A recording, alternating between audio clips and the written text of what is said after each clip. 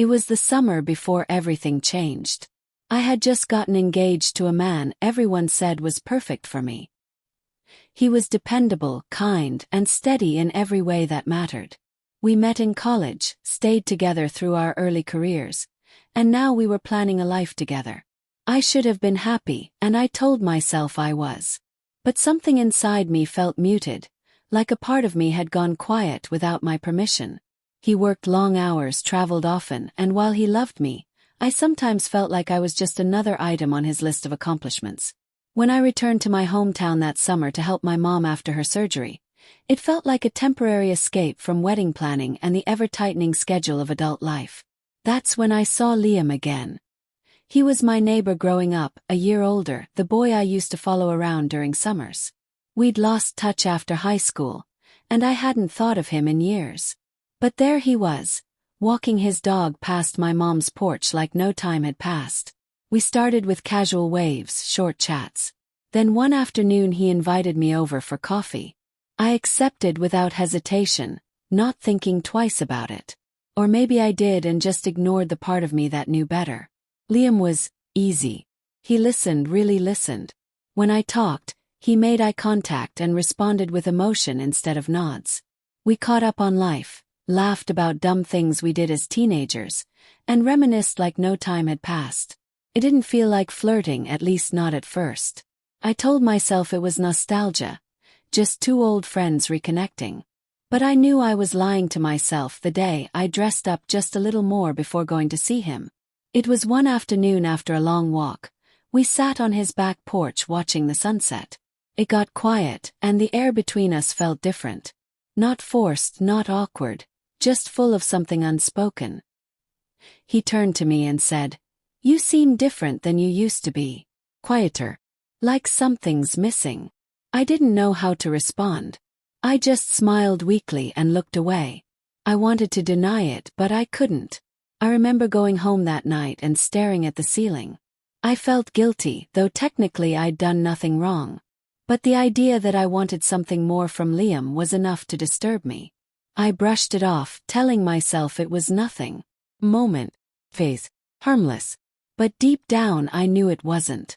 Something had started, and pretending otherwise didn't make it any less real. I started seeing Liam more often, always under innocent pretenses. Coffee runs, late evening walks, helping him repaint his guest room. I told myself it was friendly, that I was just killing time while I was home. But every time I left his house, I felt that tightening in my chest, the kind you get when you're doing something you can't quite admit to. The lines between us blurred slowly. There was no grand moment, no dramatic shift, just a gradual slide into something neither of us dared to name. One night, after a few too many glasses of wine, we sat in his kitchen talking about everything and nothing. I mentioned how exhausted I felt, how my fiancé and I hadn't had a real conversation in weeks. Liam just looked at me and said, "You don't seem happy." I laughed it off, but inside I knew he was right.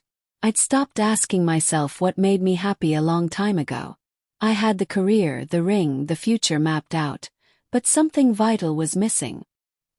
He reached out, gently brushed a strand of hair from my face, and in that moment we both knew what was coming. He leaned in, and I didn't stop him. The kiss was slow, hesitant, but filled with everything we'd been avoiding. As soon as it ended, I stood up, heart racing, and mumbled something about needing to go. He didn't try to stop me. I didn't sleep that night. I stared at my phone, wondering if he would text.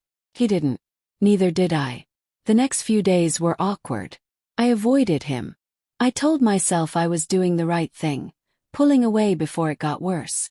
But the silence was louder than anything. I missed him. Missed the ease, the way he made me feel like I was the only person in the room. When I finally saw him again, we both pretended nothing happened. But it was there, beneath every word and glance. The tension didn't dissolve, it grew. We kissed again a week later. This time I didn't leave. It wasn't planned. It wasn't dramatic. Just happened. One moment we were laughing, the next we were on his couch, tangled in each other. There was no going back after that. Every touch felt like a confession. Every morning after felt like a betrayal. But I kept returning. I told myself I needed closure, needed to understand what this was. The truth was, I didn't want to stop. I felt alive in a way I hadn't in years. I still spoke to my fiancé daily. Still said, "I love you." Still planned a wedding like everything was fine. But part of me was somewhere else, wrapped up in something that was never supposed to happen. I didn't know if it was love or loneliness or something in between. All I knew was that I had crossed a line, and there was no pretending it hadn't happened. The affair didn't explode into chaos. It unfolded quietly, like a secret we both protected. I started making excuses to leave the house more often. Liam stopped pretending it was temporary. We fell into a rhythm, one that shouldn't have existed. In those moments with him, I forgot about the ring on my finger, the dress hanging in my closet, the life I had sworn to build with someone else. With Liam, I didn't feel judged. I didn't feel like I had to be anything but exactly who I was in that moment. He started talking about a future. Not in clear terms, not directly, but in subtle questions. What ifs that made my stomach tighten. Do you think you're really happy? Would you still marry him if you had a clean slate? I never answered. Not because I didn't know, but because I did. He was giving me an exit, and I didn't want it. I wanted him, but I didn't want the mess that came with choosing him. I didn't want to tear down everything I'd built for something uncertain. I wanted both, and I knew I couldn't have it. Then came the moment that shattered the illusion. My fiancé called to say he was flying in to surprise me for the weekend. Panic hit instantly. I lied to Liam, said I had to focus on family, that I needed space. He didn't question it, but I saw the look in his eyes. He knew what was happening and he hated it. That weekend I was everything I was supposed to be. Smiling, loving, engaged. But every time my fiancé touched me, I flinched inside. It felt like I was living someone else's life. After he left, I met Liam one last time.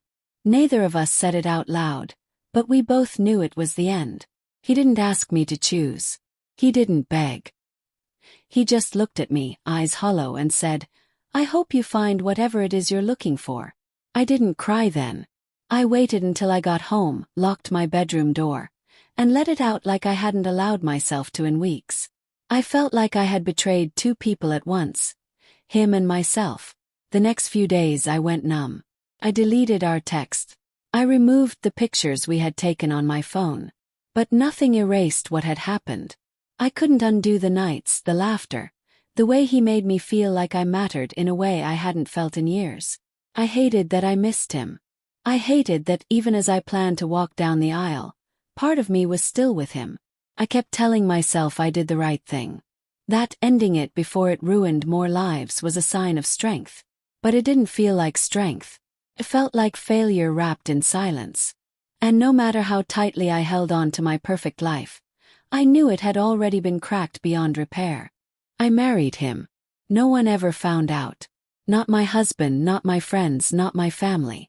I walked down that aisle smiling, kissed him like I meant it, danced like everything in me wasn't splitting apart. The truth didn't vanish. It just became quieter. Buried it. I told myself it was over, that what happened with Liam was a fluke, a mistake made in a moment of weakness. I convinced myself love meant choosing someone every day, not chasing fleeting emotions. I said the vows and meant them, even though part of me still belonged to someone else. In the first year of marriage, I tried to erase it. I threw myself into building the life I'd planned. Dinners, vacations, shared calendars. He was a good husband, better than most. Supportive, thoughtful, steady. But there were moments in the middle of the night or during quiet drives where Liam's name would echo in my mind. I never reached out. I never looked him up. Not until much later, after years had passed, when the guilt had settled into something dull but persistent. I searched his name online once. Just once. Saw a photo of him standing outside a bookstore, smiling, older. There was no wife tagged. No kids. Just him. I stared at that picture longer than I should have. I didn't click further. I closed the page, deleted my history, and told myself it didn't mean anything. But it did. It meant that I still thought about him. Not every day, but sometimes. Enough. Even now, years later, I still wonder what would have happened if I'd chosen differently. Would we have lasted? Or would we have crashed under the weight of what we'd done? I don't romanticize it anymore. It wasn't some grand love story. It was messy, selfish, and painful. But it was real. He saw a version of me I didn't even know existed until he held it in front of me. And that's what I carry with me. Not just the memory of him, but the version of myself that lived in those weeks. My husband still doesn't know. He never will. I love him, in the way that love sometimes looks like loyalty more than passion. We've built something strong, something stable. But it's not untouched. And maybe that's what love becomes over time. Imperfect, tested, layered with things we'll never say out loud. I'm not proud of what I did, but I don't deny it either. That chapter shaped me. Quietly. Permanently. People say you should never take secrets into a marriage. But some stories don't belong to the people we marry. Some belong to the people who wake us up just long enough to see ourselves, even if we have to let them go. That summer was a moment out of time, a detour I'll never retrace. But I remember it clearly. And in another life, maybe I would have stayed. But in this one I walked away, and never said a word.